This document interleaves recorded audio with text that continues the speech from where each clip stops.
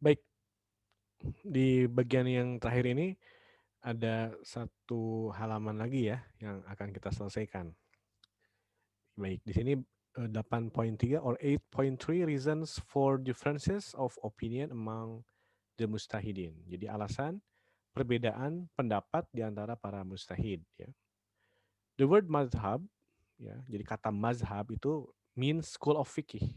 Nah, school of fikih ini maksudnya mazhab atau aliran ya. Jadi bukan bukan hanya bermakna sekolah fikih tetapi ini maksudnya aliran gitu. School ini kita maknai sebagai aliran fikih ya.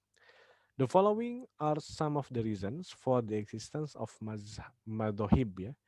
Di sini ada beberapa alasan adanya school of fikih ya, adanya aliran fikih ini. Differences in the legislative sources. Jadi perbedaan dalam sumber hukum ya. Kriteria in evaluating the sunnah. Jadi kriteria dalam mengambil sunnah atau mengevaluasi sunnah atau menilai sunnah. Kita lihat. Berarti sunnah itu hadis ya maknanya. One mustahid may consider a certain hadis authentic while others may not. Jadi ada seorang mustahid atau satu mustahid bisa menyebutkan atau mempertimbangkan, consider itu mempertimbangkan certain hadis, jadi hadis tertentu itu authentic, sahih, ya, benar, sahih, authentic. Sementara mustahid yang lainnya may not, mengatakan tidak sahih gitu. This is due to their differences in the criteria.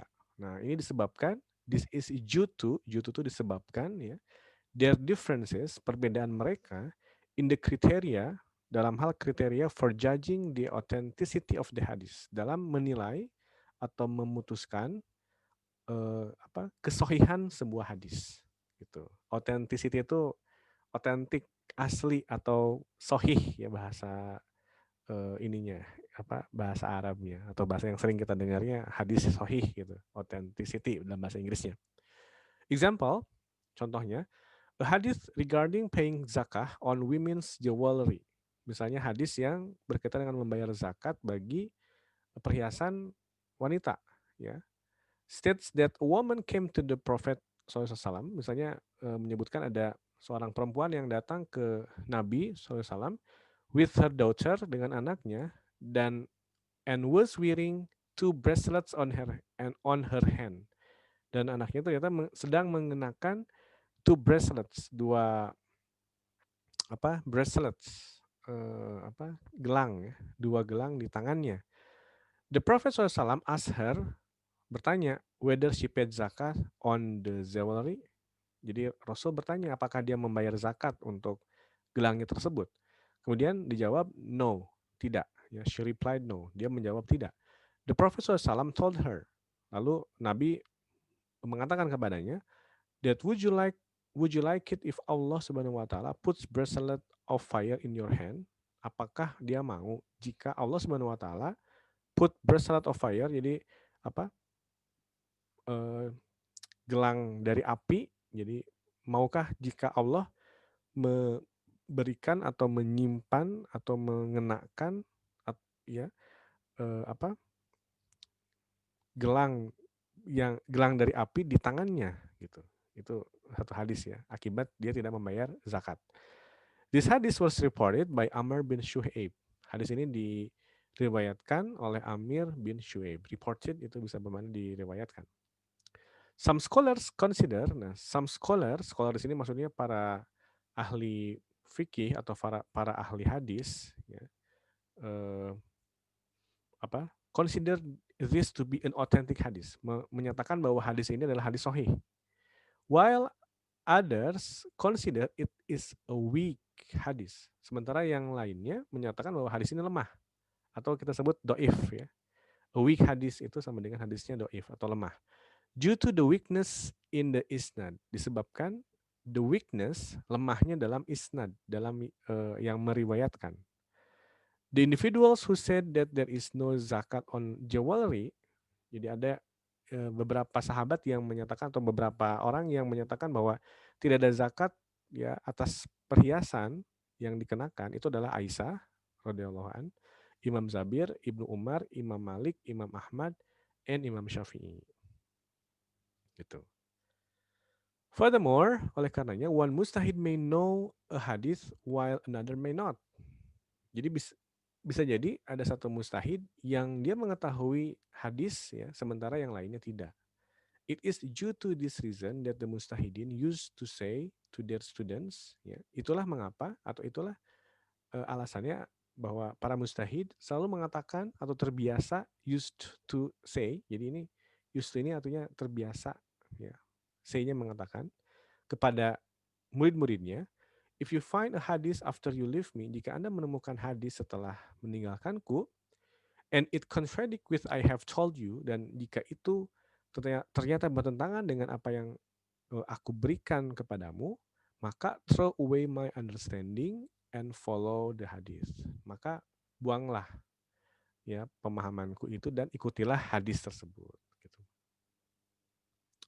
Atau ada kata lain ya, jika Anda menemukan satu hadis yang lebih sahih dari hadis yang saya ajarkan, maka itulah hadisku. Ada kata yang gitu juga ya. Oke, for example, contoh, it is not permitted for a woman while she is menstruating to perform tawaf or circling around the Ka'bah. Jadi tidak dibolehkan bagi seorang perempuan while she is menstruating, saat dia mens ya, untuk perform tawaf, untuk melakukan ibadah tawaf. Tawaf itu circling, mengelilingi around the Ka'bah, mengelilingi Ka'bah. Based on this, di dasar atas ini, maka Umar radhiyallahu an used to forbid women, maka melarang perempuan-perempuan from completing the Hajj, untuk menyelesaikan ibadah hajinya, even if the menstruating started after leaving Arafah.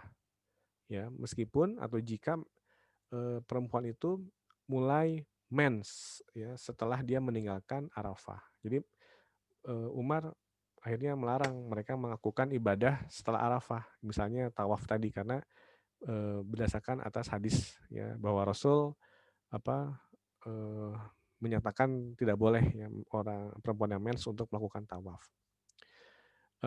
Which is the most important part of the Hajj ya, di mana Arafah ini merupakan ibadah yang terpenting dalam haji. When he radhiyallahu anhu was informed that the Prophet used to allow women to continue performing Hajj under similar situation, nah ketika Umar bin Khattab ini ternyata diinformasikan ya bahwa Rasulullah SAW used to allow, ternyata mengizinkan women to continue performing Hajj, ya, perempuan untuk melanjutkan ibadah haji under similar situation, gitu, dalam kondisi yang sama tadi yang mens tadi, gitu, maka Umar radhiyallahu an subsequently, Umar kemudian atau Umar berikutnya lifted the ban, akhirnya mencabut gitu, mengangkat larangannya atau mencabut the ban ini larangan, mencabut larangannya, and allowed the women to complete her hajj, dan mengizinkan perempuan untuk menyelesaikan ibadahnya. Jadi di sini kalau kita lihat awalnya Umar bin Khattab ya memahami bahwa kalau ada perempuan mens saat tawaf ya, maka meskipun setelah dia ternyata mensnya itu setelah Arafah ya, wukuf di Arafah, Umar menyebutkan dia tidak boleh melanjutkan, udah batal karena tidak boleh tadi karena menstruasi itu. Namun setelah dia mendapatkan informasi bahwa Rasul ternyata membolehkan ya perempuan yang mens setelah wukuf di Arafah ya, kemudian dia mens ya, dan Rasul tidak membolehkan ya, di sini disebutkan maka Umar akhirnya mengikuti apa yang Rasul informasikan itu, gitu, artinya dia mencabut larangannya gitu, dan membolehkan wanita untuk menyelesaikan hajinya. Karena kalau kita lihat ibadah haji kan setelah wukuf di Arafah masih ada beberapa ibadah lain ya, misalnya melempar jumroh gitu. Kemudian nanti ada lagi tawafnya tawaf perpisahan ya, sebelum kemudian nanti dia meninggalkan atau menyelesaikan ya, ibadah haji.